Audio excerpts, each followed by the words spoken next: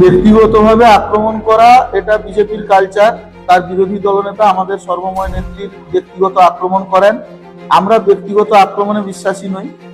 বাকি যিনি ব্যক্তিগতভাবে আক্রমণ করছিলেন তিনি কিভাবে কি জেলা না প্রদেশের নেতা, তার যদি পেচ্ছা কেলেঙ্কারি মানুষের সামনে তুলে ধরা হয়, তিনি সমাজে মুখ দেখানোর যোগ্য বলে মনে করি। ইরিগেশনের জায়গা জবরদখল করা থেকে শুরু করে বাংলার শস্য বীমার দুর্নীতি থেকে শুরু করে তিনি সর্বাধিক সমস্ত ক্ষেত্রে ইতিমধ্যে তিনি কারখানা দল পরিবর্তন করে ফেলেছেন।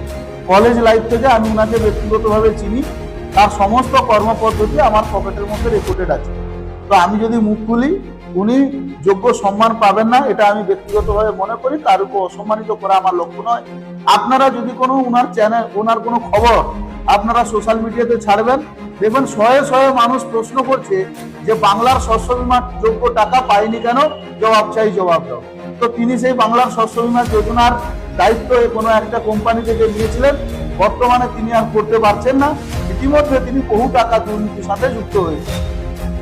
কুদি ক্যানেল পাড়ে ইরিগেশনের জায়গা জবরদখল করার মূল কারিগর তিনি। এছাড়াও তিনি প্রথমে তৃণমূল কংগ্রেসের টিএমসিপি, তারপরে এসএফআই, তারপরে বিজেপি, সমস্ত দলে পরীক্ষিত হয়ে গেছে। কোনো জায়গায় তিনি বেশি দিন স্থায়ী থাকেন না। তিনি নাকি প্রদেশ নেতৃত্ব। এরকম নেতৃত্বকে যদি বিজেপি না জায়গা দেয়, তাহলে বিজেপি পার্টিটা এগুলো 1 নম্বর ব্লকে ডুববে দিত।